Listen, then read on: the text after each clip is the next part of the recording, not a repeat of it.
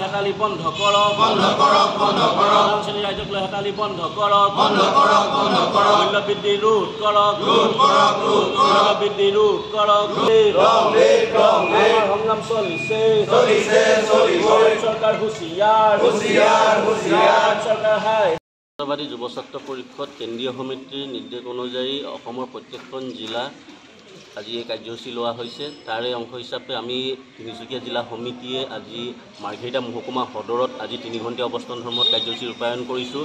যিহেতু নিত্য ব্যৱহাৰ্য খাদ্য সামগ্ৰী ধৰি অন্যান্য যিবিলাক দৈনন্দিন জীৱনত ব্যৱহাৰ হয় সামগ্ৰীসমূহ, এই সামগ্ৰীসমূহ আচলতে আকাশলংঘী মূল্যবৃদ্ধি হৈছে।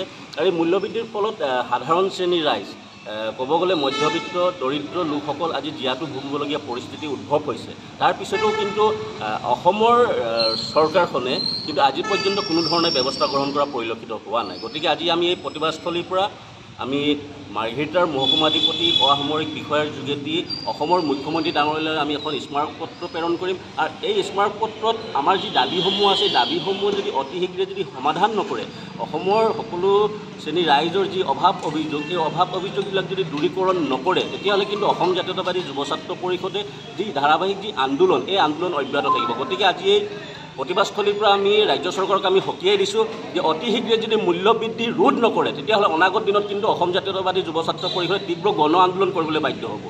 হেতালি বন্ধ কৰক প্ৰধান শ্ৰেণীৰ ৰাইজক লৈ হেতালি বন্ধ কৰক মূল্য বৃদ্ধি ৰোধ কৰক মূল্য বৃদ্ধি ৰোধ কৰক আমাৰ সংগ্ৰাম চলিছে চৰকাৰ হুঁচিয়াৰ চৰকাৰ হাই ৰাষ্ট্ৰবাদী যুৱ ছাত্ৰ পৰিষদ কেন্দ্ৰীয় সমিতিৰ নিৰ্দেশ অনুযায়ী অসমৰ প্ৰত্যেকখন জিলা আজি এই কাৰ্যসূচী লোৱা হৈছে। তাৰে অংশ হিচাপে আমি তিনিচুকীয়া জিলা সমিতিয়ে আজি মাৰ্ঘেৰিটা মহকুমা সদৰত আজি 3 ঘণ্টীয়া অৱস্থান ধৰ্মত কাৰ্যসূচী ৰূপায়ণ কৰিছোঁ।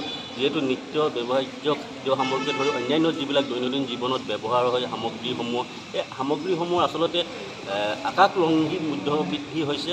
আৰু এই মূল্যবৃদ্ধিৰ ফলত সাধাৰণ শ্ৰেণীৰ ৰাইজ ক'ব গ'লে মধ্যবিত্ত দৰিদ্ৰ লোকসকল আজি জীয়াতু ভুগিবলগীয়া পৰিস্থিতি উদ্ভৱ হৈছে। তাৰ পিছতো কিন্তু অসমৰ চৰকাৰখনে কিন্তু আজি পৰ্যন্ত কোনো ধৰণৰ ব্যৱস্থা গ্ৰহণ কৰা পৰিলক্ষিত হোৱা নাই। গতিকে আজি আমি এই প্ৰতিবাদস্থলীৰ পৰা আমি মাৰ্ঘেৰিটাৰ মহকুমাধিপতি অসামৰিক বিষয়াৰ যোগেদি অসমৰ মুখ্যমন্ত্ৰী ডাঙৰীয়ালৈ আমি এখন স্মাৰকপত্ৰ প্ৰেৰণ কৰিম। আৰু এই স্মাৰকপত্ৰত আমাৰ যি দাবীসমূহ আছে, দাবীসমূহ যদি অতি শীঘ্ৰে যদি সমাধান নকৰে, অসমৰ সকলো শ্ৰেণীৰ ৰাইজৰ যি অভাৱ অভিযোগ, এই অভাৱ অভিযোগবিলাক যদি দূৰীকৰণ নকৰে, তেতিয়াহ'লে কিন্তু অসম জাতীয়তাবাদী যুৱ ছাত্ৰ পৰিষদে যি ধাৰাবাহিক যি আন্দোলন, এই আন্দোলন অব্যাহত থাকিব। গতিকে আজি এই প্ৰতিবাদস্থলীৰ পৰা আমি ৰাজ্য চৰকাৰক আমি সকীয়াই দিছোঁ যে অতি শীঘ্ৰে যদি মূল্যবৃদ্ধি ৰোধ নকৰে, তেতিয়াহ'লে অনাগত দিনত কিন্তু অসম জাতীয়তাবাদী যুৱ ছাত্ৰ পৰিষদে তীব্ৰ গণ আন্দোলন কৰিবলৈ বাধ্য হ'ব।